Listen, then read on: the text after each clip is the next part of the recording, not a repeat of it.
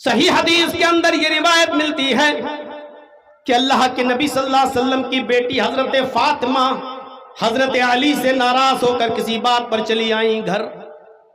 میاں بیوی علی شوہر ہیں، ہوتا ہی ہے میاں بیوی میں کبھی کبھی مزاج نہیں ملتے، کھٹک جاتی ہے بات. حضرت فاطمہ اپنے گھر چلی آئیں حضرت علی سے ناراض ہو کر. اللہ کے نبی صلی اللہ علیہ وسلم کی نظر پڑی بیٹی پر، سمجھ گئے بیٹی کچھ نہ مایوس ہے، اداس ہے. باپ نے اپنی بیٹی کا چہرہ پڑھ لیا، پوچھا بیٹی کیا بات ہے؟ رونے لگی. آپ نے ان کو سینے سے لگایا، فرمایا بیٹی مجھے بتاؤ کیا ہوا، تم میری لخت جگر ہو، میرے دل کا ٹکڑا ہو، کیا بات ہے؟ کہا ابو میں علی سے ناراض ہو کر چلی آئی. لیڈیز آئی ہیں نا، ماں بہنیں موجود ہیں نا جلسے میں، سنو. دن بھر فون کر کے اپنی لڑکیوں کو پہاڑے پڑھانے والی ہو، اپنے لڑکیوں کو شہ دینے والی ہو، ایسے گھر میں رہو. ارے ایسے کیسے تیری ساس ایسا کر سکتی ہے؟ ارے تیری نند ہوتی کون ہے تیرے معاملے میں دخل دینے والی؟ دن بھر موبائلوں پر اپنی بیٹیوں کو سبق پڑھانے والی ہو. سنو، اللہ کے نبی اپنی بیٹی سے کہہ رہے ہیں بیٹی کیوں؟ میں علی سے ناراض ہو کر چلی آئی. آپ نے یہ نہیں پوچھا کیا ہوا، کس بات پہ ناراض ہوئی، یہ نہیں کہا. یہاں وہ باپ اور ماں کیا جو اپنی بیٹی سے پوچھا اچھا کیا ہوا، اچھا بتا تو کیا کیا تیرے ساتھ تیرے شوہر نے، بتا تو، مارا ہے، کیا کیا تیرے ساتھ؟ اللہ کے نبی کچھ نہیں پوچھ رہے، اللہ کی قسم کچھ نہیں پوچھ رہے. بیٹی ناراض ہو کر آئی. بیٹی نے بس اتنا کہا اللہ کے نبی سے میں علی سے ناراض ہو کے آئی ہوں ابو. آپ نے یہ نہیں پوچھا ناراضگی کس بات پر ہوئی، یہ نہیں کہا غلطی تیری کہ اس کی، کچھ نہیں. آپ اپنی بیٹی کے پاس بیٹھے تھے، اٹھ گئے، کھڑے ہو گئے، اور کھڑے ہونے کے بعد فرمایا میری بیٹی اسی وقت سامان اٹھاؤ اور علی کے گھر واپس جاؤ، اسی وقت تم اپنے شوہر کے گھر میں واپس جاؤ. ابو میں نہیں جاؤں گی. فرمایا بیٹی سن لو، اگر تم علی کے گھر اس وقت واپس نہیں گئی اور میرے گھر میں تیرا انتقال ہو گیا، میرے گھر میں اگر تم مر گئی، میرے گھر میں اگر تمہاری روح قبض ہو گئی، تمہارا انتقال اگر میرے گھر پہ ہو گیا تو قسم ہے اس ذات کی جس کے قبضے میں محمد کی جان، تیرے باپ کی جان ہے، اگر میرے گھر میں تیرا انتقال ہو گیا تو تیرا باپ محمد تیرا جنازہ نہیں پڑھائے گا، تیرا باپ محمد تیرا جنازہ نہیں پڑھائے گا، اسی وقت اٹھو اور چلی جاؤ. یہ ہوتے ہیں گھر بنانے کے طریقے. حجنے سن رہی ہیں نا، یہ گھر کی عورتیں زیادہ بگھیڑے کرتی ہیں، یہی گھر زیادہ بگڑواتی ہیں. سیریل دیکھ رہی ہیں نا، ساس بھی کبھی بہو تھی، پاکستانی ڈرامے گھروں میں دیکھے جا رہے ہیں، وہی چیزیں اپنے گھروں میں اپنی بیٹیوں کو ان کے سسرال میں جانے کے بعد بتائے جا رہے ہیں اور پڑھائے جا رہے ہیں. اللہ کے نبی نے فرمایا بیٹی اٹھو اسی وقت جاؤ، اگر تمہارا انتقال ہو گیا میرے گھر میں تو یاد رکھنا محمد تمہارا جنازہ نہیں پڑھائے گا.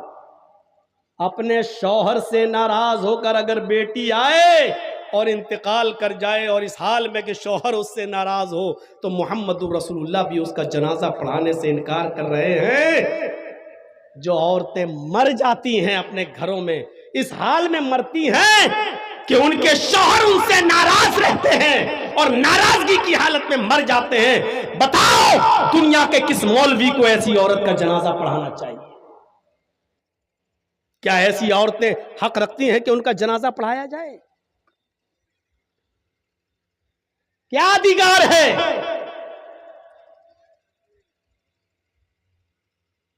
غلطی بھی نہیں پوچھ رہے ہیں. جاؤ پہلے گھر جاؤ، گھر پہنچو، میں آؤں گا, دونوں کی گفتگو سنوں گا, جس کی غلطی ہوگی اس کو سمجھا دوں گا, لیکن ابھی گھر جاؤ.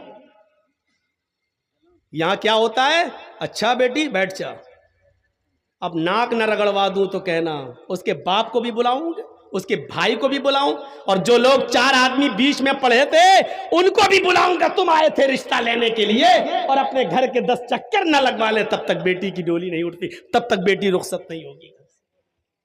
شرم کرو بے غیرتو, لڑکیوں کے گھر اسی طریقے سے بگڑوائے جاتے ہیں, بیٹیوں کے گھر اسی طریقے سے بگڑوائے جاتے ہیں. بات تھوڑی سی آگے نکل گئی. یہ ہے میرا بھائی جو تیرے پیروں میں بیڑیاں ٹائٹ کر رہا ہے.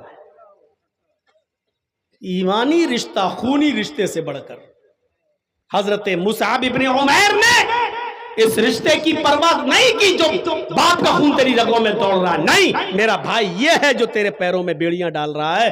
ایمانداری کے ساتھ بتائیے, ایمانی رشتے سے جو ہمارے بھائی ہیں جنہوں نے کلمہ پڑھا, ان کے ساتھ ہمارا کیا سلوک ہونا چاہیے, کیا برتاؤ ہونا چاہیے, کیا معاملے ہونا چاہیے؟ اگر یہاں ہاتھ اڑوائے جائیں آپ سے اور اسٹیج پر بیٹھے ہوئے سب سے, اگر ہاتھ اڑوائے جائیں, بتاؤ ہے کوئی جو اپنے کسی مسلمان بھائی سے ایسا کوئی آدمی ہے جو ناراض نہ ہو, کسی سے اس کے تعلقات خراب نہ ہو, سب سے اس کی بول چال ہو, ایک آدمی بھی ایسا نہیں کہ جس سے اس کی رنجش ہو, دشمنی ہو؟ تو میں نہیں سمجھتا ہوں اس محفل میں کوئی ایک آدمی الا ماشاءاللہ جس کا ہاتھ اٹھے اور جو یہ کہہ سکے کہ میری کسی سے لڑائی نہیں ہے. اگر ہم اسٹیج پر بھی ہاتھ اٹھائیں تو اسٹیج پر بھی کوئی مولوی, خود مولوی جرجیز بھی ایسا نہیں نکلے گا میرے بھائیوں جو یہ کہہ سکے کہ میرا کسی سے کوئی لڑائی اور میری کسی سے کوئی دشمنی نہیں ہے. سب سے تعلقات ہونے کے باوجود ہم پھر بھی ایک کہنے پر مجبور ہو جائیں گے کہ اس سے دشمنی میں ضرور رکھتا ہوں جس نے مجھے جیل پہنچایا تھا. اس بات کا اعتراف کرنے میں مجھے کوئی برائی محسوس نہیں ہو رہی ہے. جو سچائی ہے وہ ہے. ہم بھی اس پیمانے میں پورے نہیں اتریں گے. اس حمام میں سب ننگے نظر آئیں گے. بہت آسان نہیں ہے کسی کی غلطی کو معاف کر دینا, بہت آسان نہیں ہے کسی بھائی کی غلطی کو معاف کر دینا. اور معاف کرنا یہ بہت بڑے دل گردے کا کام ہے. وہ حبار ابن اسود جس نے اونٹنی کو کچوکا لگایا اور حضرت زینب نیچے گر گئی, حمل تھا پیٹ میں, ساقط ہو گیا, حمل ضائع ہو گیا, اور اسی صدمے سے حضرت زینب انتقال کر گئی. اور جب مکہ فتح ہوا اور حبار ابن اسود سامنے آیا تو کہنے لگا کہ آپ نے سب کو معاف کیا, مجھے بھی معاف کر دو. آپ نے کہا تیرا جرم کیا ہے؟ کہا میں نے اونٹنی کو کچوکا لگایا, آپ کی بیٹی زینب حاملہ تھی, گر گئی, پیٹ میں حمل تھا, بچہ مر گیا, اسی صدمے سے آپ کی زینب بھی مدینے میں انتقال کر گئی. صدمہ وہی تھا. آپ نے کہا تو میری بیٹی زینب کا قاتل ہے؟ اس نے سر نیچے کر لیا. آپ نے کہا معافی مانگنے آیا ہے؟ اس نے کہا جی. آپ نے کہا حبار جا, میں نے تجھے بھی معاف کر دیا. اے حبار جا, میں نے تجھے بھی نظر انداز کر دیا, حالانکہ تو میری بیٹی کا قاتل ہے. تو نے مجھے تکلیف تو اتنی دی ہے کہ مجھے 23 سال میں 13 سال مکہ اور 10 سال مدینہ, اس 23 سال میں جتنی تکلیفیں سب نے مل کر دی ہیں ترازو کے پلڑے پر رکھ دی جائیں, اور میری بیٹی کا جس دن تو نے جان لیا, میری بیٹی کا جس دن تو نے کچوکا مارا اور اس کو گرایا اور اس کا انتقال ہوا, اس ایک دن کی تکلیف کو اگر ترازو کے دوسرے پلڑے پہ رکھا جائے تو آئے حبار اس ایک دن کی تکلیف میری 23 سال کی تکلیفوں پر بھاری ہوگی. لیکن جا, میری چوکھٹ پر معافی مانگنے آیا ہے, میں نے تجھے معاف کر دیا. یہ معاف کرنا ہر کسی کے بس کی بات کہاں ہے میرے بھائیوں. یہ بہت بڑے کلیجے کا کام ہے. یہ آپ نے تعلیم اس لیے دی ہے کہ میرے بھائیوں جب میں ایک کافر کو معاف کر سکتا ہوں تو اگر کسی مسلمان سے بہت بڑی غلطی ہو جائے تو ایک مسلمان ہونے کی حیثیت سے تم اس کو معاف کیوں نہیں کر سکتے؟ کرو. اور بہتر انسان وہ ہے جو زندگی میں جلدی سے معافی تلافی کر کے اپنے معاملے کو حل کر لے. بڑی محنت کی تھی اللہ کے رسول نے یہ بھائی چارہ پیدا کرانے کے لیے, بڑی محنت کی تھی. آپ کو معلوم نہیں حالات کیا تھے عرب کے؟ ایک آدمی کی بکری دوسرے کے کھیت میں چلی گئی، دوسرے محلے میں، دوسرے گاؤں میں، دوسرے قبیلے میں، اور دوسرے قبیلے کے آدمی کے کھیت میں جا کے تھوڑی سی گھاس کھا لی، بس بکری ہے کھا لی، چلی گئی چلتے ہوئے دوسرے محلے میں، اور اس گاؤں میں جا کر دوسرے کے قبیلے میں گھاس کھا لی۔ وہ بکری کو پکڑ کے لایا اور اس آدمی کے پاس لا کر کہتا اپنی بکری پکڑ اور باندھ کے رکھ، میرے کھیت میں کیسے آئی؟ آج چھوڑ رہا ہوں لیکن آئندہ اس بکری کو باندھ کے رکھنا۔ یہ آدمی بھی تیش میں آ گیا، ارے بکری ہے چلی گئی تو کیا ہوا، تھوڑی سی گھاس کھا لی تو کیا ہوا ہے، تو اتنا غصہ ہو رہا ہے؟ اسی پہ تو میں ہو گئی۔ بس اس نے کہا سنبھال کے رکھ آئندہ نہ ہے۔ اس نے کہا بکری ہے چلی گئی تو کیا ہوا؟ کہا ایک تو میں سمجھانے آیا ہوں، اوپر سے سینہ جوری کر رہا ہے، ارے تو کیا ہوا، کیا کر لے گا تو؟ بس بات بڑھی اور بڑھتے بڑھتے یہ قبیلوں کی جنگ ہو گئی، اس خاندان اور اس خاندان کی جنگ ہو گئی۔ میرے بھائیو زاد المعاد پڑھیے علامہ ابن قیم کی، یہ جنگ جب چلی دونوں قبیلوں کے درمیان تو یہ جنگ 27 سال تک چلتی رہی۔ کتنی اجڑ قوم تھی، کتنی خرافاتی قوم تھی یہ عرب کی قوم، اتنی سی بات پر جنگ چلی تو کتنے سال؟ 27 سال تک جنگ چلتی رہی، اور دونوں طرف سے مرنے والوں کی تعداد جب گنی گئی تو کتنے آدمی مر چکے تھے دونوں طرف سے 27 سال میں؟ 40,000۔ لیکن جنگ بند نہیں ہوئی۔ اتنی اجڑ قوم کو محمد رسول اللہ نے اپنے اعلیٰ اخلاق سے جب بھائی بھائی بنایا تو یہ حال پیدا ہو گیا۔ ایسی اجڑ اور ایسی خرافاتی قوم کے اندر جب بھائی چارہ پیدا کیا تو ایسا بھائی چارہ پیدا کر دیا کہ جنگ یرموک کے اندر 3 صحابی زخمی پڑے ہیں، اٹھنے کی طاقت نہیں ہے، لڑتے لڑتے زخمی ہو گئے۔ ایک صحابی پانی کا پیالہ لے کر ایک کے پاس جاتا ہے، اپنے بھائی کو اٹھاتا ہے، میرے بھائی پانی پی لو۔ جیسے ہی پانی کا پیالہ اس کے ہونٹوں تک جاتا ہے، دوسرا صحابی جو زخمی ہے وہ چیختے ہیں ارے تھوڑا سا پانی اگر بچ جائے تو مجھے بھی پلا دینا، میں بھی پیاسا ہوں۔ اس پیاسے صحابی نے، اس زخمی نے جب سنا کہ میرا بھائی جو زخمی پڑا ہے وہ بھی پیاسا ہے، اس نے پانی ہٹا دیا، پانی چھوڑ دیا، اپنے بھائی سے کہا اس بھائی کو زخمی کو پہلے پانی پلاؤ، شاید وہ مجھ سے بھی زیادہ پیاسا ہے۔ یہ آدمی اس آدمی کے پاس پانی کا پیالہ لے کر جاتا ہے، اس کے ہونٹوں پر پانی رکھتا ہے کہ تیسرا چیختا ہے میں بھی پیاسا ہوں، اگر پانی بچ جائے تو مجھے پانی دے دینا۔ اس دوسرے نے بھی ریفر کر دیا تیسرے کی طرف، وہ مجھ سے بھی زیادہ پیاسا نظر آتا ہے، میں نہیں پیوں گا، اس کو پلا دو۔ یہ آدمی اس تیسرے کے پاس جاتا ہے، اس کو زمین سے اٹھا کر اپنے سینے سے لگاتا ہے، پانی کا برتن اس کے ہونٹ تک لے جاتا ہے، لیکن دیکھتا ہے کہ اس کی جان جعفری کے سپرد ہو گئی، یہ آدمی انتقال کر گیا۔ اس نے اس آدمی کو زمین پر لٹایا، لوٹ کر دوسرے کے پاس آیا، کیا دیکھتا ہے کہ دوسرا بھی اب پانی پینے کی پوزیشن میں نہیں ہے۔ وہ لوٹ کر پھر پہلے کے پاس آیا جہاں سے پانی پلانا شروع کرنا چاہتا تھا۔ جب وہ لوٹ کر پہلے کے پاس آیا تو کیا دیکھتا ہے کہ پہلا آدمی بھی اپنی جان جعفری کے سپرد کر چکا، وہ بھی انتقال کر گئے، وہ بھی شہید۔ میرے پیارے ساتھیوں، ابھی تینوں پیاسے تھے، تینوں پانی مانگ رہے تھے، اس نے کہا اس کو پلاؤ، وہ مجھ سے زیادہ پیاسا، اس کو پلانے گئے، اس نے کہا اس کو پلاؤ، وہ مجھ سے زیادہ پیاسا۔ اس کے پاس پہنچے تو اس کا انتقال، دوسرے کے پاس آیا تو دیکھا دوسرا بھی انتقال کر گیا، پھر پہلے کے پاس آیا تو پہلا بھی انتقال کر گیا۔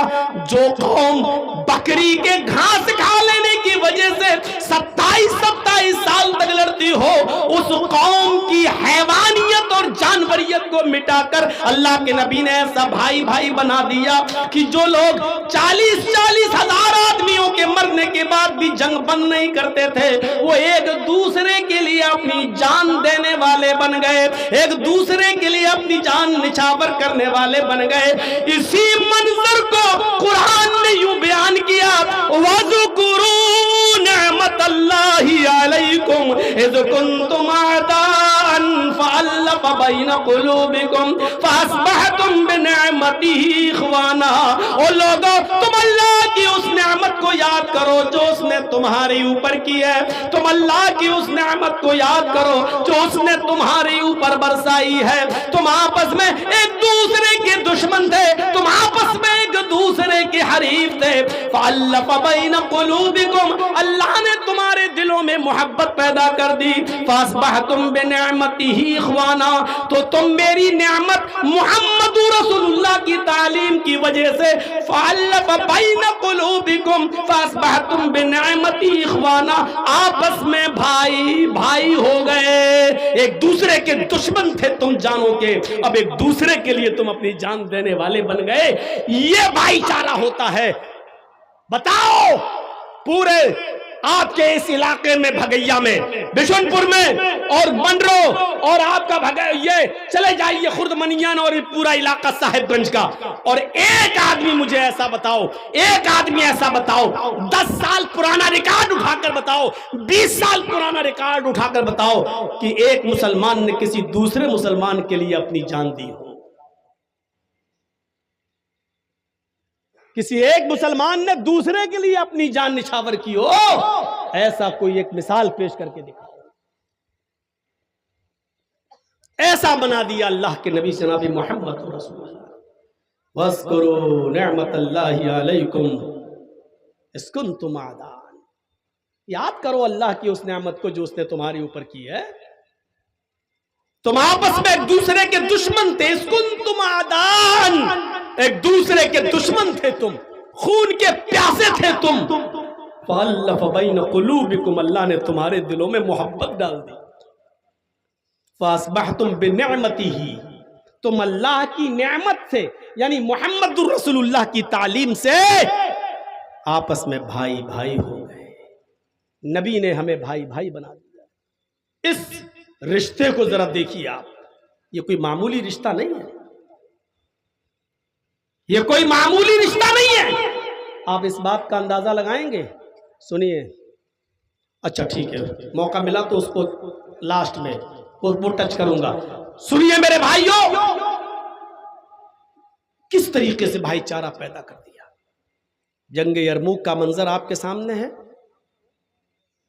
مسلمان تو وہ ہوتا ہے جو اپنے لیے جو چیز پسند کرے وہ اپنے بھائی کے لیے بھی وہی چیز پسند کرے۔ کریں گے؟ حافظ شمس الدین ذہبی نے اپنی کتاب تذکرۃ الحفاظ کے اندر ایک واقعہ نقل کیا، بڑا دلچسپ اور زبردست واقعہ، اور سنتے چلیے میرے بھائیوں اس واقعے کو۔ 2 صحابی کی دکان ہے، 2 صحابی کی دکان، ان کی بھی اس کی بھی، دونوں کپڑا بیچتے اور چپکی ہوئی دکان ہے پڑوس میں، دونوں صحابی اور دونوں کی 2 3 بیوی۔ ویسے تو صحابہ کرام میں کوئی ایک بھی ہمیں تو ایسا ملا نہیں کہ جس کی ایک بیوی ہو، ایک سے زیادہ ہی رہی، ایک آدھ رہی ہوگی، ہمارے علم میں نہیں ہے۔ ان کی بھی 2 3 بیوی، دونوں تینوں بیویوں سے بچے، کثیر العیال، دونوں کی کپڑے کی دکان۔ ایک کسٹمر آتا ہے اور ایک صحابی کی دکان میں کپڑے کو خریدنے کے لیے جاتا ہے، ایک تھان پسند آ جاتا ہے، وہ کپڑا لے کر چلا آتا ہے۔ میرے ساتھیوں ذرا غور سے سنیے گا، وہ آیا اور کپڑا لے کر چلا گیا، تھوڑی دیر کے بعد 1 آدھ گھنٹے کے بعد، ہم آج کے ٹائم کے حساب سے، اسی دکان پر ایک دوسرا آدمی آتا ہے، اس نے بھی ایک کپڑا پسند کیا اور کپڑے کا تھان لے کر چل دیا۔ تھوڑی دیر کے بعد ایک اور کسٹمر آتا ہے، اس نے بھی ایک کپڑا خریدا اور کپڑا لے کر چل دیا۔ اتنے میں ظہر کی اذان ہوتی ہے، دونوں صحابی جو کپڑا بیچتے ہیں یہ دونوں ظہر کی نماز پڑھنے کے لیے چلے گئے. ظہر کی نماز پڑھنے کے بعد جب دونوں کپڑے کی دکان پر اپنی اپنی دکان پر بیٹھتے ہیں تو اس دکان پر ایک اور کسٹمر آتا ہے جس کے 3 تھان بک چکے ہیں. اسی دکان پر ایک اور کسٹمر آتا ہے, کہتا ہے کہ مجھے کپڑا چاہیے. ابھی ایک آدمی آپ کے یہاں سے لے کر گیا, اسی نے مجھے بھیجا. اب یہ صحابی پریشان ہے, کپڑا تو میرے پاس ہے, 3 میرے بک چکے ہیں, 4تھا بھی کسٹمر ہے, میرے پاس کپڑا بھی موجود ہے. لیکن سوچ دیکھیے کیا کہتے ہیں دل میں کہ میرے تو 3 کپڑے بک چکے ہیں, مجھے اتنی پروفٹ ہو چکی ہے کہ آج میرے گھر میں چولہا جل جائے گا, میری بیوی اور میرے بچے پیٹ بھر کے کھانا کھا لیں گے. لیکن میرے پڑوسی بھائی, میرے پڑوس میں جس کی دکان ہے کپڑے کی, اس بھائی کا ایک بھی کپڑا نہیں بکا ہے. صبح سے کوئی کسٹمر اس کے پاس نہیں آیا ہے, اس کی بھی بیوی ہے, اس کے بھی بچے ہیں, اس کے گھر میں بھی تو چولہا جلنا چاہیے, اس کے گھر میں بھی تو کھانا پکنا چاہیے. اس صحابی نے اس کسٹمر سے کہہ دیا کہ جو کپڑا تم خریدنے آئے ہو وہ میرے پاس اب نہیں ہے, اس سے بھی اچھا کپڑا تمہیں میرے پڑوسی کی دکان پہ مل جائے گا, تم چلے جاؤ, یہ بھی اچھا ہے. میری دکان سمجھو, وہ میرا بھائی ہے بیچنے والا, آپ کو اس سے بھی اچھا کپڑا وہاں مل جائے گا. اور اس نے اس کسٹمر کو پڑوسی کی دکان پر بھیج دیا. اس آدمی نے اس کپڑے کو وہاں سے لے کر چلا گیا, اس نے بھی بیچ دیا. میرے بھائیوں, اس زمانے میں بھی کپڑوں کی دکانیں قریب قریب ہوا کرتی تھی, لیکن کمپٹیشن کا دور نہیں تھا کہ ہم زیادہ بیچیں کہ تو زیادہ بیچے. وہاں دور یہ تھا کہ اگر تیرے 2 کپڑے بک گئے, میرے 2 کپڑے بک گئے, تو میرے بھائی کا بھی بیچنا چاہیے, اس کے گھر میں بھی چولہا جلنا چاہیے. میرے بھائیوں, یہی تعلیم دی تھی جناب محمد رسول اللہ صلی اللہ علیہ وسلم نے. یہاں بے ایمانوں نے یہ چکر بنا لیا, مولانا صاحب میرے پڑوس میں بھی کپڑے کی دکان کھل گئی, سارے کسٹمر میرے وہاں بھاگ گئے. ایسا کوئی تعبیذ دو جو ہم اپنی دکان کے سامنے گاڑ دیں, اس کی دکان کے کسٹمر بھاگتے ہوئے میرے پاس آ جائیں, اور آج کے یہ بے ایمان کٹھ ملے دھڑا دھڑ تعبیذ دیتے, تیرے گھر میں برکت ہوگی, تیری دکان چلے گی, اس کی دکان بند ہو جائے گی. ارے محمد رسول اللہ نے جو تعلیم دی تھی وہ تعلیم ایسی تھی کہ دونوں کی دکانیں چلیں, دونوں اپنے گھر کے چولہے جلائیں, دونوں کے گھروں میں اور دکانوں میں خیر و برکت ہو. لیکن آج صورتحال یہ ہو چکی ہے کہ ہماری یہاں دکان ہے, بغل میں ایک اور کسٹمر آ رہا ہے, ہم دور سے ہی چلاتے ہیں بھیا ادھر آؤ ادھر آؤ ادھر آؤ. کبھی آپ نے دیکھا ہوگا گوشت کی دکانیں, چکن کی دکانیں, بڑے کے گوشت کی دکانیں لائن سے لگی ہوئی ہیں, اور مچھلی وچھلی بک رہی ہے بازار میں, تو آپ دیکھیں گے ایک آدمی ادھر آئیے ادھر آئیے, ارے اٹھ کے بھاگتا بھی ہے, پکڑ کے ارے لائیے ہم آپ کو دیتے ہیں, ارے آپ کو ایسا گوشت دیں گے آپ یاد کریں گے, پھر ہماری دکان سے ہی آپ ہمیشہ خریدیں گے. آپ آج کے اس دور کو دیکھیے اور اس زمانے کو دیکھیے, جو اپنے لیے پسند کرو وہ اپنے بھائی کے لیے پسند کرو. اس حدیث پر کون عمل کر رہا ہے, کون؟ اور ماشاءاللہ ہے مسلمان. ابھی کل جمعہ ہے نا, خیر میں تو جا رہا ہوں وہاں پڑھانے کے لیے گڈا میں لل مٹیا. اب اشتہار بھی نکل گیا, اب کل دیکھیے گا ماشاءاللہ مسجد میں جگہ تک نہیں ملے گی, نظر آئیں گے مسلمان سب. ربانی صاحب آپ کے ہاں جمعہ پڑھائیں گے, مسجد بھر جائے گی, مسلمان آئیں گے سب نظر. لیکن پوچھو مسلمان تو وہ ہے جو اپنے لیے پسند کرو وہ دوسرے کے لیے بھی, اپنے بھائی کے لیے بھی وہی پسند کرتا ہے. اللہ کے رسول نے مسلمان کی تعریف تو یہ کی ہے کہ المسلم من سلم المسلمون من لسانی و یدی, مسلمان وہ ہے کہ جس کی زبان سے اور جس کے ہاتھ سے دوسرے مسلمان کو تکلیف نہ ہو. کیا ہم مسلمان ہیں؟ ہماری زبان سے اور ہمارے ہاتھ سے کیا مسلمان محفوظ رہتا ہے؟ ہماری زبان سے اور ہمارے ہاتھ سے کتنے مسلمان محفوظ ہیں؟ ہم اندازہ لگائیں. ظلم کا حال تو پوچھو مت. کتنے امیر لوگ ایسے ہوں گے جنہوں نے اپنے پڑوسیوں کی ایک मीटर 1 गज 1 फुट जमीन दाब ली होगी, क्योंकि उनका मामला बिगड़ रहा था और वो बेचारा गरीब आदमी केस भी नहीं कर सकता, और पंचायत भी बैठी तो सारे गांव वाले मिलकर उसी अमीर आदमी का साथ देने लगे, क्योंकि गरीब आदमी की तरफ से कौन बोलेगा। मेरे भाइयों, कितना बड़ा जुल्म आज, क्या यही इस्लाम सिखलाता है? यही अल्लामा ज़हाबी की एक किताब है जिसका नाम है अल कबायर, किताबुल कबायर, अल्लामा ज़हाबी की। अल्लामा ज़हाबी ने अपनी किताब अल कबायर के अंदर एक वाक़या नकल किया है, एक जालिम का एक बेचारा गरीब आदमी दरिया के किनारे मछली पकड़ रहा था, और मछली पकड़ते पकड़ते एक बड़ी मछली उसके हाथ में आ गई। वो खुश था, आज मेरे 8 बच्चे घर में बैठ के खाना खाएंगे, इस मछली से सबका पेट भर जाएगा, मेरी बीवी भी आज पेट भर के खाना खाएगी, मेरे बच्चे भी पेट भर के खाना खाएंगे। ये गरीब आदमी बेचारा बहुत मजबूर हो, गरीब आदमी, बेबस आदमी, उस मछली को लेकर अपने घर की तरफ जा रहा है। रास्ते में एक अमीर, एक दौलतमंद आदमी, एक सोर्सफुर आदमी, बड़ा आदमी, उसकी नजर इसकी मछली पर पड़ गई। उसने सोचा इसकी मछली छीन ली जाए तो आज हम अपने दोस्तों को दावत करके खिलाएंगे, आज हमारे दोस्त बहुत खुश होंगे। इस आदमी ने उस गरीब आदमी से कहा मछली मुझे दे दे। इसने कहा साहब बड़ी मेहनत से पकड़ी है, मेरे बच्चे भूखे वो खाएंगे। उसने कहा दे रहा है या नहीं दे रहा, जबरदस्ती छीनने लगा। इस आदमी ने कहा अगर आपको मछली की इतनी जरूरत है तो ले लीजिए, लेकिन इसकी कुछ कीमत दे दीजिए ताकि मैं कुछ और अपने बच्चों को पकाकर खिला सकूं, मेरे घर में चूल्हा जल सके और मेरे बच्चे कुछ खा सके।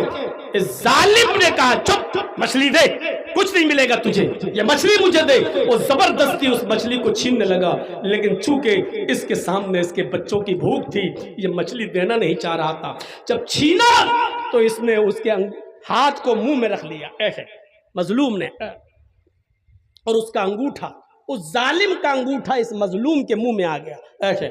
इसने सोचा काट लूं ताकि ये छोड़ दे मछली। उसने काटा, लेकिन वो ताकतवर था, उसने झटक लिया और मछली छीन ली, और इस गरीब आदमी से मछली छीन कर जाने लगा। लेकिन थोड़ा सा दर्द हुआ उसके काटने का।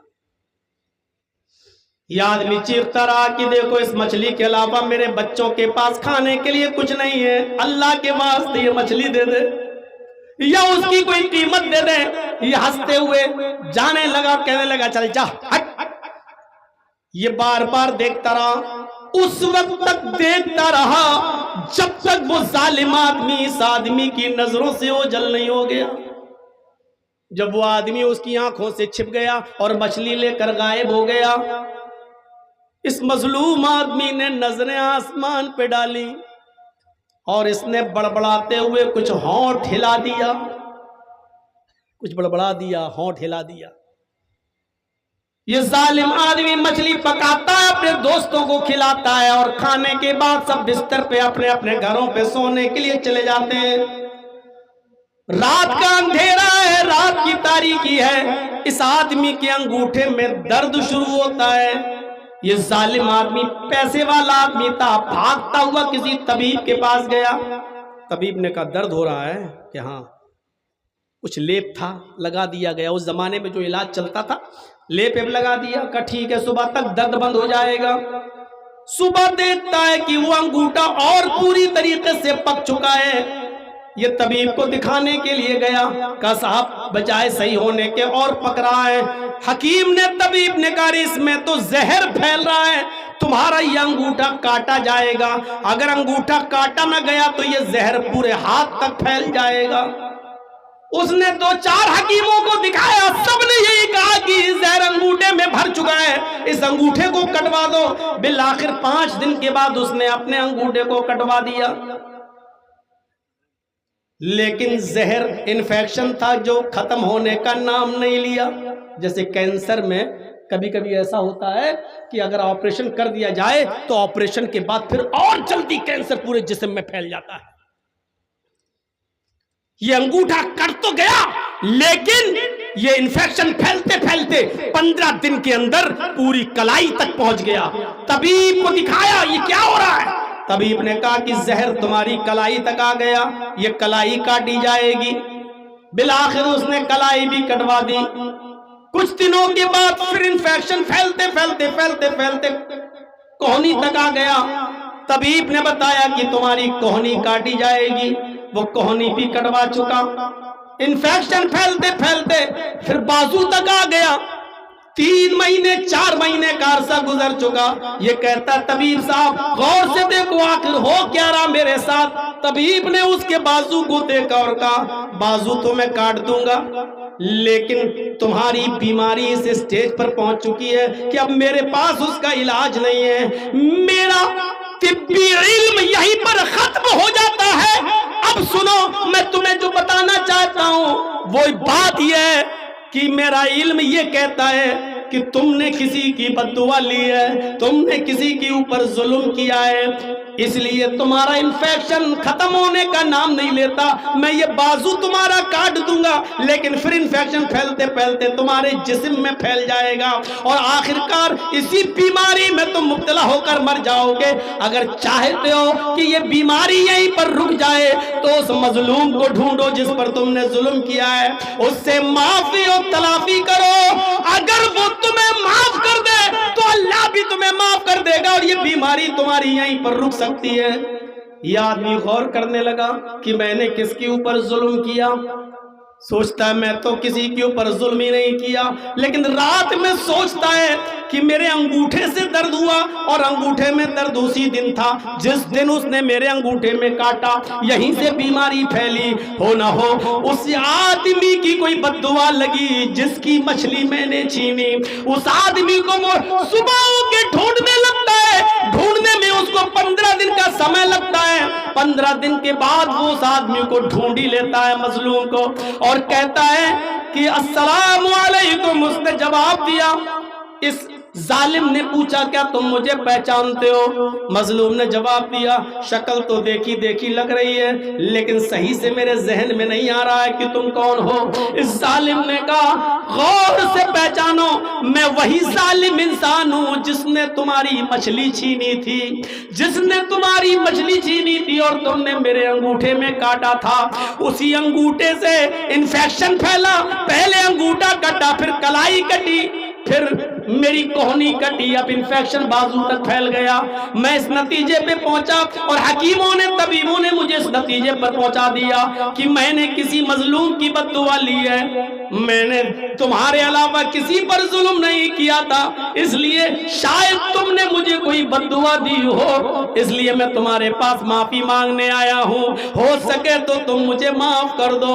इस आदमी ने जब सुना कि इसकी ये हालत हो गई, देखा उस जालिम को अपने सीने से लगाया और कहा सॉरी, मैं नहीं जानता था, मैं नहीं जानता था कि मेरी बद्दुआ कबूल हो जाएगी और अल्लाह उसको सुन लेगा और तुम्हारा यह हाल कर देगा। मैंने तो गुस्से में बद्दुआ दे दी थी, मैंने जानबूझकर बद्दुआ नहीं दी, लेकिन मुझे क्या मालूम कबूल हो जाएगी। जाओ, मैंने तुम्हें दिल से माफ कर दिया, दिल से माफ कर दिया। इस जालिम ने पूछा कि ठीक है तुमने मुझे माफ तो कर दिया, अब मैं जा रहा हूं यहां से, अल्लाह तुम्हें खुश रखे, लेकिन तुम इतना बता सकते हो क्या कि तुमने मुझे बद्दुआ क्या दी थी? तुम्हारी जबान से क्या जुमले निकले? इस मजलूम ने कहा कि जब तुम मेरी मछली छीन कर जा रहे थे मैं चीखता रहा, चिल्लाता रहा, मेरे बच्चों की भूख मेरे सामने थी, उनको भूख से बिलबिलाते हुए देखना मेरा सामने था। मैं सोच रहा था कि आज का चूल्हा कैसे जलेगा और मेरे बच्चे क्या खाएंगे। इस गुस्से में मैंने आपा खो दिया। जब तुम मेरी नजरों के सामने से गायब हो गए तो मेरी जबान से ये बद्दुआ निकल गई। आय अल्लाह, इस जालिम को तू ऐसी सजा दे जो लोगों के लिए निशानी इबरत बन जाए। आय अल्लाह, इस जालिम को ऐसी सजा दे जो लोगों के लिए निशाने इबरत बन जाए। मेरी जबान से ये जुमले निकल गए थे, मुझे नहीं मालूम था कि अल्लाह इस जुमलों को सुन लेगा। आए गरीबों पर, मिस्कीनों पर, मसलूबों पर जुल्म करने वालों, इस दुनिया में अपने जुल्म का बदला तुम पाकर रहोगे, अपनी जिंदगी में तुम उस अंजाम को भुगत के रहोगे। 2 गुनाह ऐसे हैं जिसकी सजा इस दुनिया में बंदा पा लेता है और आखिरत में तो सजा बाकी रहती है। उस आदमी को उस वक्त तक मौत नहीं आएगी जब तक कि इन 2 जुर्मों की सजा, इन 2 जुल्म की सजा, इन 2 गुनाहों की सजा इस दुनिया में भुगत न ले। उनमें पहला شخص وہ ہے جس نے اپنے باپ کو رلایا، اپنے باپ کو ستایا، اپنے باپ کو دکھ پہنچایا۔ جب تک باپ کو ستانے کا انجام اس دنیا میں دیکھ نہ لے، اس کو سزا نہ مل جائے، اس سے پہلے اس کو موت نہیں آ سکتی ہے۔ اور دوسرا وہ ظالم جس نے کسی مظلوم پر ظلم کیا، غریب پر ظلم کیا، جب تک وہ اس دنیا میں اس ظلم کے برابر سزا نہ پالے اور دردناک سزا نہ پالے، تب تک اس دنیا سے اس کی موت نہیں آئے گی۔ اگر تم نے کسی ظالم مظلوم پر 1 لاکھ روپیہ چھینا، بے ایمانی کی، یا 1 لاکھ روپے کی کوئی چیز زمین و جائیداد پہ قبضہ کیا، اللہ تعالیٰ جب تک اس ظالم کی محبوب چیز پر حملہ کر کے جب تک تمہارا 10 لاکھ خرچ نہ کرا دے گا، یہ موت تمہیں نہیں آئے گی۔ تمہاری محبوب ترین چیز کیا ہے؟ اولاد۔ تم نے کسی غریب پر ظلم کیا، 1 لاکھ روپیہ چھینا، اللہ تیرے بیٹے کو کینسر کا مریض بنا دے گا۔ 10 لاکھ روپیہ خرچ کر کے بھی تیرا بیٹا صحیح نہیں ہوگا، تیری بیوی کو بیمار کر دے گا، تیرا 20 لاکھ روپے خرچ ہو کر بھی تیری بیوی صحیح نہیں ہوگی۔ جب تک یہ ظالم اپنے ظلم کی سزا کا انجام اس دنیا میں نہ دیکھ لے، اس کو موت نہیں آئے گی۔ ڈرو، مظلوم کی بد دعا سے ڈرو، مظلوم کی بد دعا سے ڈرو میرے ساتھیو، بہت بری سزا ہے۔ اس لیے میں کہتا ہوں جو اپنے لیے پسند کرو وہ اپنے بھائیوں کے لیے بھی پسند کرو۔ سعید ابن جبیر کا نام سنا ہے؟ بہت بڑے تابعی گزرے ہیں۔ حجاج ابن یوسف نے ان کے قتل کا اعلان کر دیا اور کہا ان کو زندہ پکڑ کے لاؤ۔ پولیس کو اعلان کر دیا ان کو پکڑ کے لاؤ اور زندہ مجھے چاہیے، زندہ، مرے ہوئے نہیں۔ بہت نیک آدمی تھے، بڑے متقی پرہیزگار تھے، لیکن حجاج ابن یوسف کے خلاف عالم بغاوت بلند کیا، اس لیے حجاج نے ان کو زندہ پکڑ کے لانے کا حکم دیا۔ پولیس والے ان کو کتوں کی طرح ڈھونڈ رہے ہیں، جیسے کتے کوئی چیز ڈھونڈتے ہیں، ایسی پولیس والے ڈھونڈ رہے ہیں سعید ابن جبیر کو کہ کسی طریقے سے ہمیں مل جائیں۔ لیکن سعید ابن جبیر ہاتھ نہیں آ رہے تھے، وہ دن میں کسی کے ہاں سو جاتے تھے چپکے سے اور رات میں نکلتے تھے تاکہ حجاج کی سلطنت سے نکل کر کسی اور ملک میں چلا جاؤں اور وہاں میں اپنی جان کی حفاظت کر لوں، سیو کر لوں۔ ایک دن کہیں سو رہے تھے بیچارے، کسی ہمدرد کے گھر میں سو رہے تھے اور کسی جاسوس نے جاسوسی کر دی اور حجاج کی پولیس نے جا کر ان کو پکڑ لیا۔ اپنے ہی لوگ جاسوسی کرتے ہیں، غیر نہیں، اپنے ہی، کسی اپنے نے ہی جاسوسی کر دی، کسی اپنے نے ہی جاسوسی کر دی اور سعید ابن جبیر جو بڑے نیک تھے، متقی اور پرہیزگار، ان کو پکڑ لیا گیا، ان کو اریسٹ کر لیا گیا۔ اب حجاج کے پاس لانے کی تیاری ہے، 15 دن کا سفر ہے، حجاج تک ان کو پہنچایا جائے، 15 دن لگیں گے حجاج کے پاس جانے میں۔ سعید ابن جبیر راستے میں جب بھی نماز کا وقت ہوتا نماز پڑھتے اور نفلی روزہ رکھتے، کیونکہ سعید ابن جبیر کو معلوم تھا کہ میرا انجام کیا ہوگا، حجاج کے سامنے لایا جاؤں گا اور حجاج مجھے قتل کر دے گا، قتل کروا دے گا۔ اس لیے وہ دن میں روزے رکھتے تھے نفلی، اور رات میں وہ نماز پڑھا کرتے تھے، عبادت کرتے تھے۔ پولیس والوں نے جب دیکھا، 2 پولیس والے جب دیکھتے ہیں کہ بیچارے بڑے نیک ہیں، متقی ہیں، پرہیزگار ہیں، ان کا حسن سلوک بہت اچھا ہے، اخلاق بہت اچھا ہے، دن میں روزہ رکھتے ہیں، نماز کے وقت نماز پڑھتے ہیں، اور جب میں ان سے کہو چلنے کے لیے تو چل دیتے ہیں۔ پولیس والے ان کے اخلاق سے بڑے متاثر ہوئے۔ 4-5 دن کے بعد پولیس والوں نے آپس میں صلاح کی، دیکھو ہم حجاج کو، ہم سعید ابن جبیر کو حجاج کے سامنے جب پیش کریں گے تو حجاج ان کو ایک ہی سزا دے گا، اپنی آنکھوں کے سامنے جلاد سے قتل کروا دے گا۔ یہ بیچارے بڑے نیک آدمی ہیں، ہم کسی نیک آدمی کا گناہ اپنے سر پر کیوں لیں؟ ایسا کرتے ہیں کہ ہم دونوں مل کر سعید کو چھوڑ دیتے ہیں بیچارے کو، اور حجاج سے یہ کہہ دیں گے کہ بہت ڈھونڈنے کے بعد بھی ہمیں سعید ابن جبیر نہیں ملے۔ پولیس والوں نے اچھائی سوچی، سعید ابن جبیر سے کہا دیکھو سعید، بہت رات ہو رہی ہے اور میں نہیں چاہتا ہوں کہ تمہیں حجاج کے پاس لے جاؤں اور حجاج تمہیں قتل کر دے، ایسا کرو ہم تمہیں چھوڑ رہے ہیں، تم چپکے سے رات میں نکلو اور رات میں سفر کرنا اور دن میں کہیں چھپ جانا، پھر رات میں سفر کرنا، 2-3 راتوں کے بعد تم کسی دوسرے ملک میں چلے جاؤ گے، وہاں تمہاری جان بچ جائے گی اور تم حجاج کے ظلم سے اپنے آپ کو بچا لو گے، جاؤ ہم تمہیں چھوڑ رہے ہیں۔ سعید ابن جبیر نے کہا اللہ تمہیں خوش رکھے. آج تم نے میری بیوی کو بیوہ ہونے سے بچا لیا, میرے بچوں کو یتیم ہونے سے بچا لیا. جس طرح تم نے میرے اوپر رحم کیا, اللہ تمہارے اوپر بھی رحم کرے. سعید ابن جبیر چل دیے, کہا چلو اچھا ہوا تم نے مجھے چھوڑ دیا, جاؤ. سعید ابن جبیر جانے لگے. جو چیز بتانا ہے سنیے وہ کیا ہے. سعید ابن جبیر ابھی 100 قدم دور گئے ہوں گے, بس 100 قدم دور, 1 کلومیٹر بھی نہیں, 2 کلومیٹر بھی نہیں, 100 قدم دور گئے ہوں گے بس. 100 قدم دور جانے کے بعد وہیں سے پلٹتے ہیں, وہیں سے پلٹتے ہیں, اور پلٹنے کے بعد لوٹ کر واپس آتے ہیں, اور ان دونوں پولیس والوں سے کہتے ہیں کہ نہیں, میں تمہارے ساتھ حجاج ابن یوسف کے پاس جاؤں گا, مجھے مت چھوڑو, مجھے وہاں جانا ہے, مجھے لے کر وہاں چلو.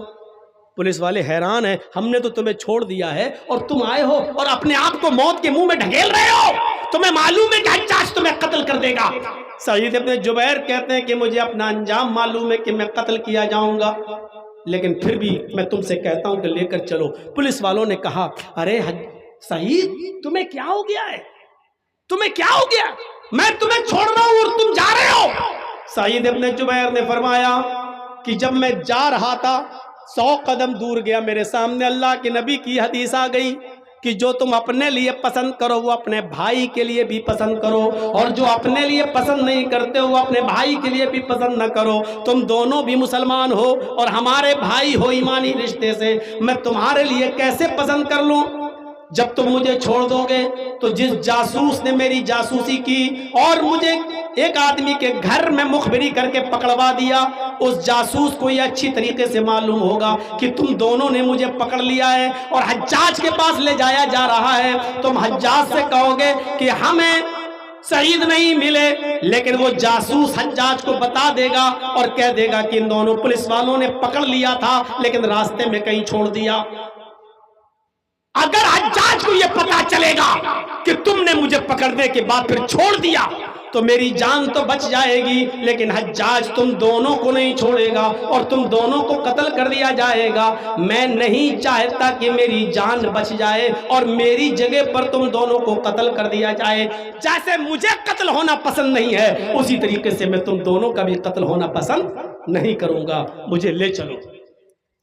پولیس والوں نے پھر کہا مان جاؤ, کہا نہیں, میں بچ جاؤں اور تم دونوں کو قتل کر دیا جائے یہ مجھے گوارا نہیں. بہرحال پولیس والے مجبور ہو گئے اور سعید ابن جبیر کو لے کر آئے اور حجاج کے سامنے پیش کر دیا. حجاج نے جب سعید ابن جبیر کو دیکھا تو ہنس دیا, پولیس والوں کو انعام سے تو نواز دیا, لیکن سعید ابن جبیر سے کہا یہ باغی آج آ گیا, میں اس کو اپنی آنکھوں کے سامنے قتل ہوتے ہوئے دیکھنا چاہتا ہوں, لہذا خونی چمڑا بچھایا جائے. خونی چمڑا بچھا دیا گیا, خونی چمڑا بچھا دیا گیا. اس خونی چمڑے کے بعد حجاج ابن یوسف نے پیچھے سے سعید ابن جبیر کے ہاتھ بندھوا دیے, ان کو گھٹنوں کے بل زمین کے اوپر بٹھا دیا اور جلاد کو حکم دیا کہ میری آنکھوں کے سامنے ان کی گردن پر تلوار چلاؤ اور ان کی گردن تن سے جدا کر دو. حجاج کا حکم ہوتے ہی جلاد نے ایک تلوار سعید ابن جبیر کی گردن پر ماری اور جس چیز کا خطرہ تھا وہی ہوا. سعید ابن جبیر کی گردن ایک ہی وار میں تن سے جدا کر دی گئی. سعید ابن جبیر کو قتل کر دیا گیا. پورا واقعہ بتانے کا مقصد یہ ہے کہ سعید ابن جبیر نے اپنے آپ کو قتل کروا لیا, لیکن اپنے آپ کو بچانے کے چکر میں ان پولیس والوں کو نہیں پھنسوایا, ان کو موت کے منہ میں نہیں ڈھکیلا. مسلمان وہ ہوتا ہے جو اپنے آپ کو بچا کر دوسروں کو نہیں پھنسواتا ہے. مسلمان وہ ہوتا ہے جو چیز اپنے لیے پسند کرتا ہے وہی دوسروں کے لیے بھی پسند کرتا ہے. ایک واقعہ سناتا ہوں جس کو امام بخاری رحمۃ اللہ علیہ نے نقل کیا ہے, بہت غور سے سنیے گا میرے بھائیوں. اس واقعے سے آپ کو بہت کچھ ملے گا. جنگ بدر ہو رہی ہے اور جنگ بدر ایسی جنگ تھی جس کے اندر اگر باپ نبی کے ساتھ ہے تو بیٹا ابو جہل کے ساتھ ہے. ایک بھائی نبی کا ساتھ دے رہا ہے تو دوسرا بھائی ابو جہل کا ساتھ دے رہا ہے. یہ ایسی جنگ تھی. جنگ بدر کے اندر حضرت ابو بکر صدیق محمد رسول اللہ کی طرف سے لڑ رہے تھے تو ابو بکر صدیق کا بیٹا ابو جہل کی طرف سے لڑ رہا تھا. عجیب جنگ تھی. ایک بھائی ہے مصعب ابن عمیر، عمیر کا بیٹا صحابی، کیا نام ہے؟ مصعب ابن عمیر. یہ صحابی محمد رسول اللہ کی طرف سے لڑ رہے ہیں، لیکن مصعب ابن عمیر کا سگا بھائی جس کا نام ہے عدی ابن عمیر، یہ ابو جہل کا ساتھ دے رہا ہے، یہ کافروں کا ساتھ دے رہا ہے. ایک بھائی نبی کی طرف سے لڑ رہا ہے اور دوسرا بھائی نبی کے دشمن ابو جہل کی طرف سے لڑ رہا ہے. یہ بڑی عجیب جنگ تھی. اور آپ کو یہ اچھی طریقے سے معلوم ہوگا، جب یہ جنگ ختم ہوئی تو نبی اکرم کو شاندار فتح، شاندار کامیابی ملی اس جنگ کے اندر. 70 کافر مارے گئے اس جنگ بدر میں. 70 کافر مارے گئے اور 70 ہی کافروں کو قید کر لیا گیا.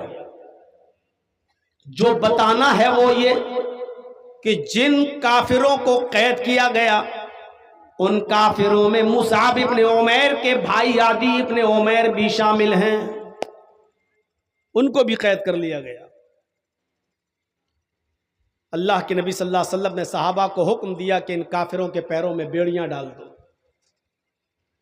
منظر دیکھیے میرے بھائی، ان کافروں کے پیروں میں بیڑیاں ڈال دو. صحابہ کرام ان کافروں کے پیروں میں بیڑیاں ڈالنے لگے تاکہ یہ رات میں بھاگ نہ جائیں. بیڑیاں ڈالتے ڈالتے ڈالتے ڈالتے عدی ابن عمیر کا نمبر آ جاتا ہے. ایک صحابی عدی ابن عمیر کے پیروں میں بیڑیاں ڈال رہے ہیں، وہیں مصعب ابن عمیر کھڑے ہو کر دیکھ رہے ہیں کہ میرے بھائی کے پیروں میں بیڑیاں ڈالی جا رہی ہیں. تو مصعب ابن عمیر کہتے ہیں اس کو ٹائٹ کر کے باندھو، یہ بیڑی کو ذرا ٹائٹ کرو، کس کے زور سے، اور تالا ذرا اچھی طریقے سے لگانا، اچھی طریقے سے لاک کرنا. یہ بیڑیاں توڑنے میں ماہر ہے، ایکسپرٹ ہے، کبھی بھی بیڑی توڑ کر بھاگ سکتا ہے. یہاں سے ٹائٹ کرو، ایسے اس کو جکڑو تاکہ بیڑی نہ توڑ سکے. یہ کون کہہ رہا ہے؟ مصعب ابن عمیر. کس کے لیے؟ اپنے سگے بھائی عدی ابن عمیر کے لیے. عدی ابن عمیر نے دیکھا یہ تو بڑا گڑبڑ کر رہا ہے میرا بھائی، میرے بارے میں کہہ رہا بیڑیاں یہاں سے ٹائٹ کرو، یہاں سے ٹائٹ کرو. اگر اس نے اپنی مرضی سے ٹائٹ کروا دیا تو میں تو بھاگ ہی نہیں پاؤں گا.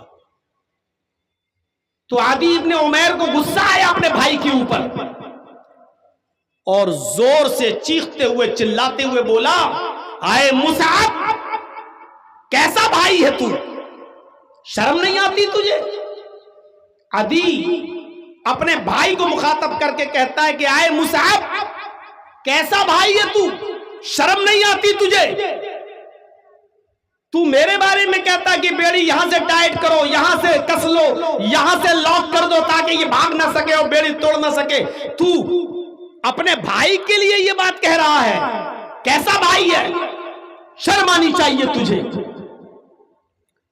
مصعب ابن عمیر نے جب یہ سنا کہ مجھے للکارتے ہوئے کہہ رہا ہے کہ کیسا بھائی ہے، تو مصعب ابن عمیر نے بھی للکارتے ہوئے کہا، خاموش، چپ. کیسا بھائی؟ کون بھائی؟ میں تجھے اپنا بھائی نہیں مانتا. کیسا بھائی؟ عدی نے کہا، اے مصعب، کیا میں تیرا بھائی نہیں ہوں؟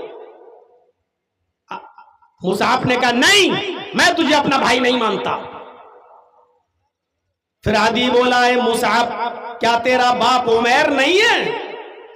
مصعب نے کہا، ہاں میرا باپ عمیر ہے. عدی نے کہا، میرا باپ بھی عمیر ہے. کیا تیری رگوں میں تیرے باپ عمیر کا خون نہیں دوڑ رہا ہے؟ مصعب نے کہا، ہاں میری رگوں میں میرے باپ عمیر کا خون دوڑ رہا ہے. عدی نے کہا، میری رگوں میں بھی میرے باپ عمیر کا خون دوڑ رہا ہے. کیا تیری ماں میری ماں نہیں ہے؟ مصعب نے کہا، ہاں تیری ماں میری ماں ہے. کہا، جب تیرا باپ عمیر ہے، تیری ماں میری ماں ہے. اور تیری رگوں میں بھی عمیر کا خون دوڑ رہا ہے, اسی عمیر کا خون میری رگوں میں بھی دوڑ رہا ہے, تو پھر میں تیرا بھائی کیسے نہیں ہوں؟ مصعب ابن عمیر نے کہا یہ سچ ہے کہ تو عمیر کا بیٹا ہے, یہ سچ ہے کہ تیری رگوں میں عمیر کا خون دوڑ رہا ہے, لیکن تو میرا بھائی نہیں ہے. عدی نے جھنجلاتے ہوئے کہا پھر تیرا بھائی کون ہے؟ جب تو خون کے رشتے کو ترک کر رہا ہے, چھوڑ رہا ہے, تو یہ بھی بتا دے کہ پھر تیرا بھائی کون ہے. مصعب ابن عمیر نے روتے ہوئے کہا آئے عدی, میرا بھائی وہ ہے جو تیرے پیروں میں بیڑیاں ڈال رہا ہے, جو تیرے پیروں کی بیڑیوں کو ٹائٹ کر رہا ہے, جو تیرے پیروں کی بیڑیوں کو کس رہا ہے, یہ میرا بھائی ہے. اس لیے کہ میرے اس بھائی نے کلمہ پڑھا ہے, اشہد ان لا الہ الا اللہ و اشہد ان محمدا عبدہ و رسولہ. میرے اس بھائی نے کلمہ پڑھا ہے اور تو نے کلمہ نہیں پڑھا ہے. میرا بھائی وہ ہے جو تیرے پیروں میں بیڑیاں ڈال رہا ہے. بڑے بڑے متقیوں کے آج تقوے پگھل جائیں گے, بڑے بڑے داڑھی والوں کی داڑیاں آج ان کے سر جھکا دیں گی, بڑے بڑے تہجد پڑھنے والے تہجد گزاروں کے سر جھک جائیں گے.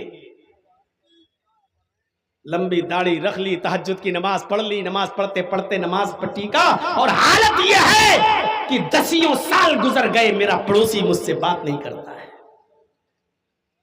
حالت یہ ہے کہ میرا بھائی پڑوس میں ہے مسلمان, لیکن شادی میں ہمارے ہاں نہیں آتا ہے, نہ ہم اس کو بلاتے ہیں, ترک کیے ہوئے ہیں, اس کو چھوڑے بیٹھے. نہیں, ہمارے بیٹے کی شادی میں وہ نہیں آئے گا, ہماری بیٹی کی شادی میں وہ نہیں آئے گا, تیرے بیٹے کی شادی میں ہم نہیں آئیں گے. اور مونچھیں اتنی تاؤ والی کہ آج کے بعد خوشی اور غم سارے رشتے ختم, موت مٹی ختم, تیرے جنازے میں ہم نہیں آئیں گے, میرے جنازے میں تو مت آ. اور ہیں کون ہم؟ محمد اسلم, محمد اکرم, محمد اظہر, محمد فلاں. نام کیا ہے ہمارا؟ اسلامی نام. ہیں کون ہم؟ مسلمان. اور اپنے بھائیوں سے ناراض, اپنے بھائیوں کو چھوڑے بیٹھے ہوئے ہیں.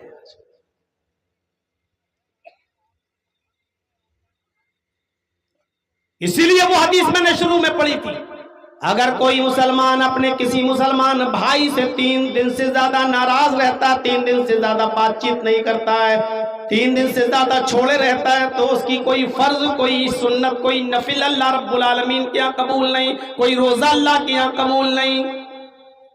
نماز کا معاملہ کتنی بڑی اہمیت نماز کی ہے. یہ وہ نماز جو نہ خوشی میں معاف, نہ غم میں معاف, جو نہ خوشی میں معاف, نہ غم میں معاف. 8 لڑکیوں کے بعد اللہ نے آپ کو ایک لڑکا دیا ہے. کتنی بڑی خوشی ملی آپ کو, ارے جشن منا رہے آپ, ماشاءاللہ آج میرے گھر میں بیٹا پیدا ہوا. ارے 6-7 لڑکیوں کے بعد اللہ نے آج لڑکا دیا ہے, آپ خوش ہیں کہ آج بیٹا ہوا. اسی وقت آواز آتی ہے حی علی الصلاۃ. اس خوشی میں اتنے مدہوش مت ہو جاؤ, نماز کا وقت ہے, تمہیں اس خوشی میں بھی نماز پڑھنا ہے. 6-7 بیٹیوں کے بعد اللہ نے ایک بیٹا دیا ہے. بیٹا جوانی کی دہلیز پر قدم رکھ چکا ہے, اس کی شادی کے لیے بیٹی دیکھ کر لڑکی دیکھ رہے ہیں آپ. اچانک آپ کے بیٹے کا ایکسیڈنٹ ہوتا ہے. 7 لڑکیوں کے بعد ایک لڑکا ملا, جوان ہو چکا ہے, اس کا رشتہ لگ چکا ہے, لیکن آج ایکسیڈنٹ ہو گیا, وہ مر گیا ہے. اب غور کرو, ایک ہی بیٹا تھا 7 بیٹیوں کے بعد, آج وہ لڑکا بھی آپ کے سامنے مرا پڑا ہے ایکسیڈنٹ میں, اس کی باڈی رکھی ہوئی ہے, آپ کی آنکھوں میں آنسو ہیں, آپ کے اوپر قیامت پہاڑ بن کر ٹوٹی ہوئی ہے, غم کا پہاڑ آپ کے اوپر ٹوٹا ہوا ہے. اور اس موقع پر آواز آتی ہے حی علی الصلاۃ. آپ کو غم برداشت کرتے ہوئے اس موقع پر بھی آپ کو نماز پڑھنے کے لیے جانا ہے. اس سے اندازہ لگا سکتے ہیں آپ نماز کا مقام کیا ہے, اللہ کو کتنی پیاری ہے یہ نماز. جو خوشی میں بھی معاف نہیں، غم میں بھی معاف نہیں، بیماری میں بھی معاف نہیں۔ کھڑے ہو کر پڑھو، طبیعت خراب ہے، کھڑے ہونے کی طاقت نہیں ہے تو بیٹھ کر پڑھو، بیٹھ کر پڑھنے کی طاقت نہیں ہے کروٹ سے پڑھو، کروٹ سے پڑھنے کی طاقت نہیں ہے تو آنکھ کے اشارے سے پڑھو، آنکھ کے اشارے سے پڑھنے کی طاقت نہیں ہے تو ہونٹ ہلا کر پڑھو، لیکن آپ کو ہر حال میں نماز پڑھنا ہے۔ اتنی پیاری ہے اللہ کی نظر میں یہ محبوب نماز کہ اللہ اس کو کسی بھی کنڈیشن میں اللہ نے اس کو معاف نہیں کیا ہے، لیکن یہ نماز بھی آپ کی قبول نہیں ہوگی، اتنی بڑی عبادت بھی آپ کی قبول نہیں ہوگی اگر آپ کا مسلمان بھائی آپ سے 3 دن سے زیادہ ناراض ہے۔ سارے مسلمان جتنے بھی مومن ہیں، جتنے بھی مسلمان ہیں پورے ورلڈ میں، پوری دنیا میں جو کلمہ پڑھ چکے ہیں، اسلام لا چکے ہیں، اخوہ، سب بھائی۔ کتنا چھوٹا سا جملہ اللہ کے نبی صلی اللہ علیہ وسلم قرآن نے اللہ تبارک و تعالیٰ نے پیش کیا، انما المؤمنون اخوہ، سب جتنے مسلمان ہیں سب بھائی ہیں۔ اب کوئی یہ نہ سوچے کہ مسلمانوں کو بھائی کہا ہے تو اس کا مطلب مسلمانوں کے علاوہ ہمارا کوئی بھائی نہیں ہے، صرف مسلمانوں کو ہی ہم اپنا بھائی سمجھیں، ہندو ہمارے بھائی نہیں، کرسچن ہمارے بھائی نہیں، یہودی ہمارے بھائی نہیں، مجوسی ہمارے بھائی نہیں، سکھ ہمارے بھائی نہیں، جینی ہمارے بھائی نہیں، کسی کے دل میں یہ تصور نہ آئے۔ یہاں ایمانی رشتے سے اللہ نے سب کو بھائی کہا ہے۔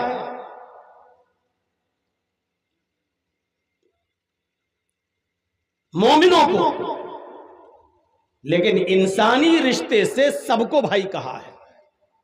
2 رشتے ہیں، ایک ایمانی رشتہ اور ایک انسانی رشتہ۔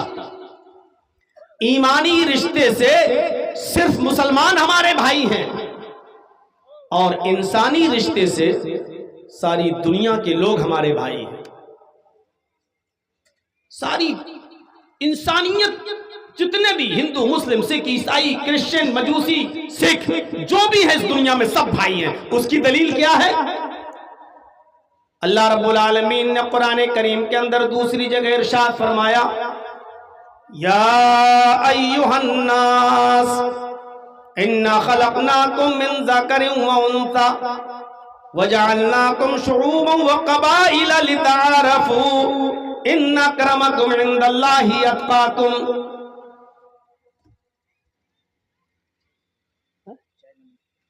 ہم کو چاہیے کی ضرورت نہیں، آپ یا ایھا الناس انا خلقناکم من ذکر و انثی، آئے ساری دنیا کے انسانوں، سمپورن جگت کی مانو ذاتی، ہائے دنیا کے لوگوں، ہم نے تم کو ایک مرد اور ایک عورت سے پیدا کیا ہے۔ انا خلقناکم من ذکر و انثی،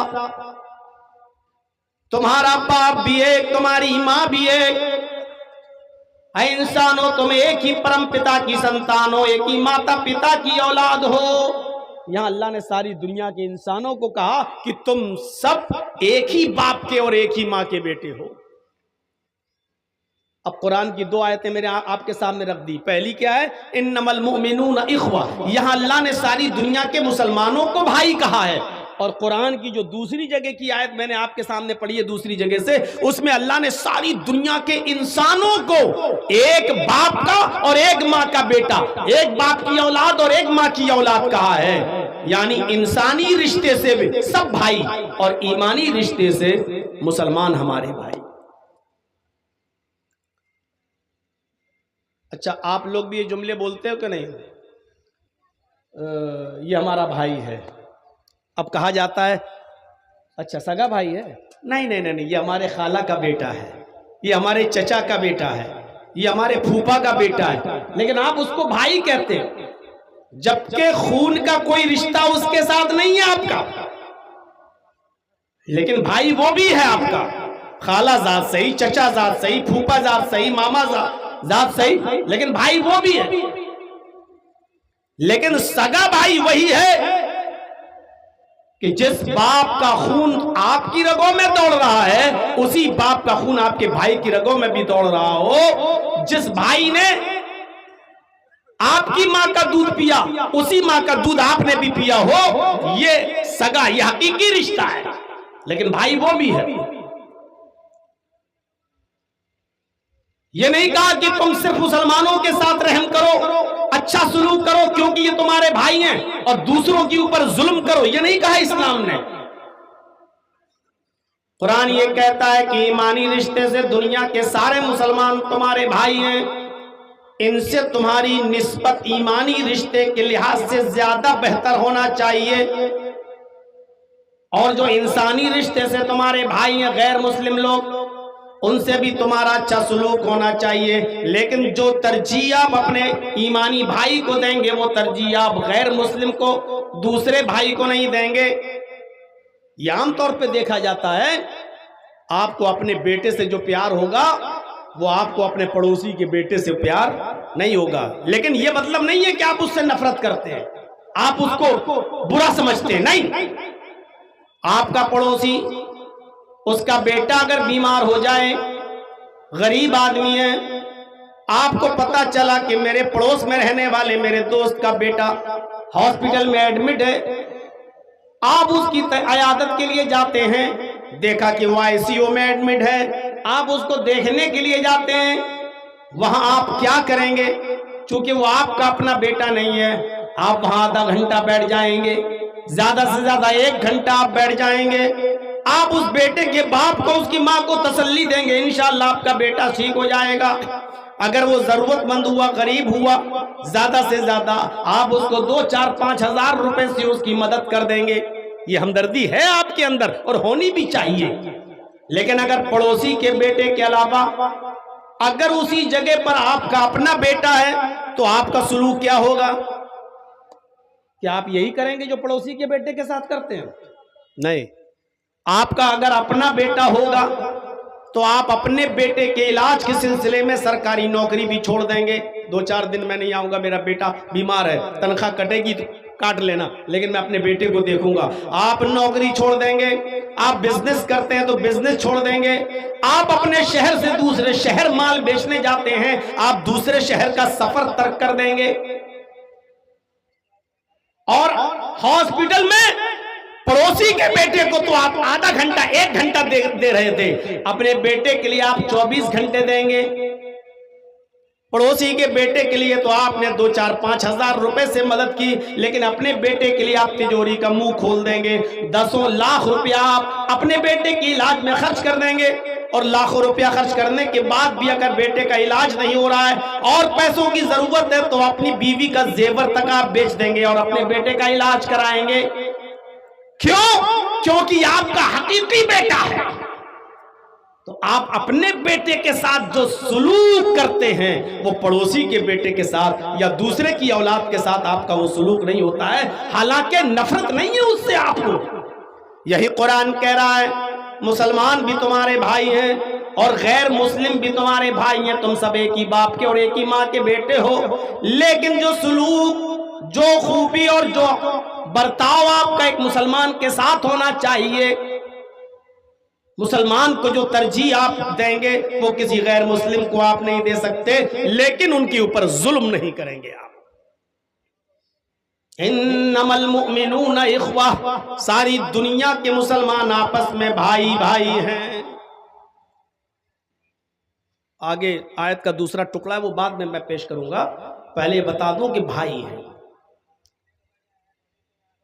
ایمانی رشتے سے آپ کا جو بھائی ہے، کلمہ پڑھ لیا وہ آپ کا بھائی ہے. اس بھائی کی اہمیت سگے بھائی سے زیادہ ہو جاتی ہے اگر وہ اسلام پر نہیں ہے تو. غور سے سنیے گا میری بات. ایک انسان اسلام لے آیا، کافر تھا پہلے، آج اس نے کلمہ پڑھ لیا، اشہد ان لا الہ الا اللہ و اشہد ان محمدًا عبدہ و رسولہ، اس نے کلمہ پڑھ لیا. اس ایمانی رشتے سے وہ آپ کا جو بھائی بن گیا. اگر آپ کا سگا بھائی اسلام پر نہیں ہے تو اس ایمانی رشتے سے جو آپ کا بھائی بنا ہوا ہے، جو مسلمان ہوا ہے یہ آدمی، اس کی جو اہمیت ہے وہ سگے بھائی کی بھی اہمیت اب وہ نہیں رہی۔ اور اس کی دلیل کیا ہے؟ آپ لاکھ کہیے وہ میرا بھائی ہے، اگرچہ بھٹک گیا، اگرچہ بہک گیا، اگرچہ اسلام نہیں لایا، لیکن آپ کی نظر میں اس مسلمان کی اہمیت زیادہ ہونی چاہیے جو کلمہ پڑھ کر اسلام لے آیا۔ مجبوری تھی، اس لیے یہ ہوا کہ وہ آئیں گے تو تھوڑا فریش بھی ہوں گے، کچھ ناشتہ بھی کریں گے، کھانا پانی بھی ہوگا، اس کے بعد اور لیٹ ہو جائے گا، تو اپنا بوجھ ہلکا کرنے کے لیے اور ہٹانے کے لیے مجبوری میں مجھے پہلے ٹائم دے دیا ہے۔ اگر پہلے ٹائم ہی دینا ان کا مقصد ہے تو کل دیکھوں گا انشاءاللہ، کل پہلے ٹائم دیتے ہیں یا پھر کل لاسٹ میں گھسیٹتے ہیں۔ کمیٹی والوں کی فراخ دلی دیکھنا ہے کل۔ مجھے تو پتا چلا ہے کہ کئی لوگوں نے پہلے ہی کہہ دیا کہ میری ٹرین ہے، مجھے پہلے دے دینا ٹائم۔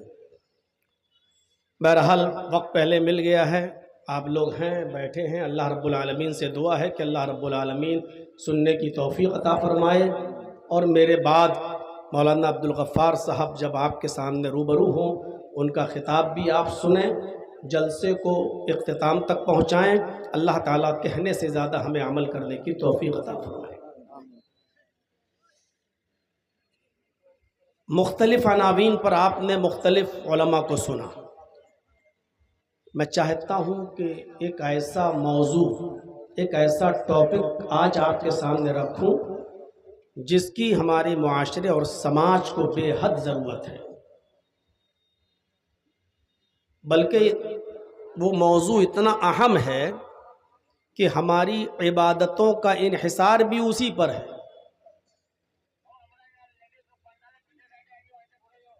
ہم کتنی بھی نمازیں پڑھ لیں، کتنے بھی روزے رکھ لیں، لیکن اگر ہم اپنے کسی مسلمان بھائی سے ناراض ہیں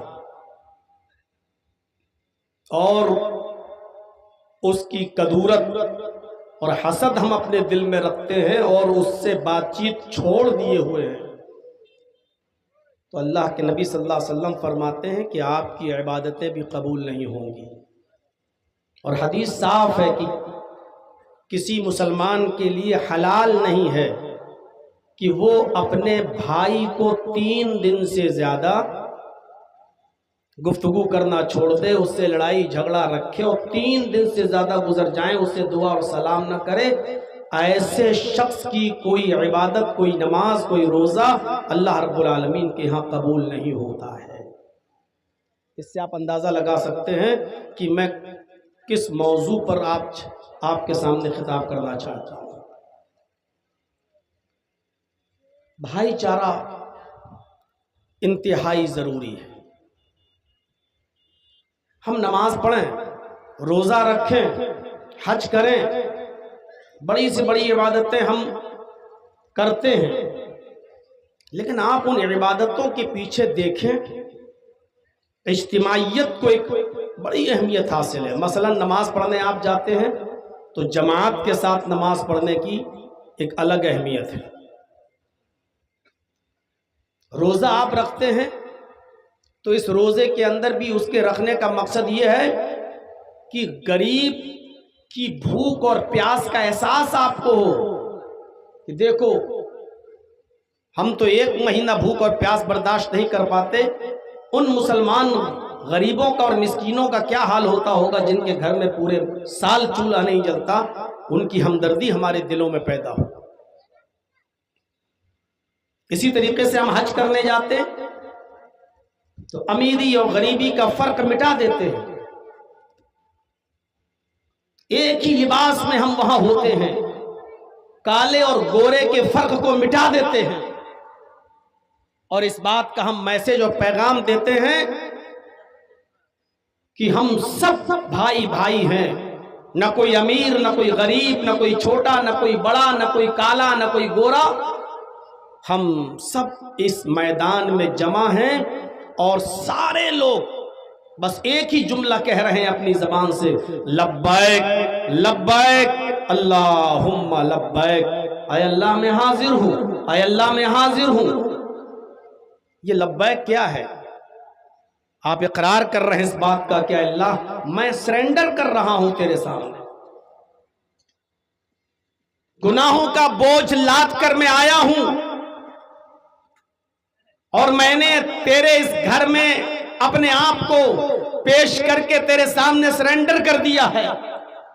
اے اللہ اگر تو نے ہم کو معاف نہیں کیا تو کون ہم کو معاف کرے گا؟ اللہ کے نبی صلی اللہ علیہ وسلم نے فرمایا حاجی جب حج کے میدان میں ہوتا ہے اور اپنے گناہوں کا اقرار کر کے اللہ رب العالمین سے توبہ کرتا ہے، استغفار کرتا ہے، مغفرت طلب کرتا ہے، ادھر سے آواز آتی ہے فرشتوں گواہ رہنا، میرے بندے نے دامن میرے سامنے پھیلایا، گناہوں کی معافی مجھ سے مانگی، مغفرت مجھ سے مانگی، مغفرت مجھ سے طلب کی، میں نے اپنے بندے کے گناہوں کو بالکل اسی طریقے سے مٹا دیا ہے، ختم کر دیا ہے، جس طرح کما ولدت امھا، اس کی ماں نے اس کو آج ہی پیدا کیا ہو، جیسے کوئی عورت کسی بچے کو پیدا کرتی ہے اپنے بطن سے، اپنے پیٹ سے، جس طرح وہ بچہ گناہوں سے پاک و صاف ہوتا ہے، میں نے اپنے اس بندے کو بھی گناہوں سے بالکل پاک و صاف کر دیا ہے۔ اجتماعیت، قرآن کی جو آیت میں نے آپ کے سامنے پڑھی ہے، تلاوت کی ہے، اس میں بھی اللہ رب العالمین نے مختصراً ہی صحیح لیکن بہت شارٹ میں ایک بات کہہ دی، اور کیا کہا؟ غور کیجئے گا، انما المؤمنون اخوہ،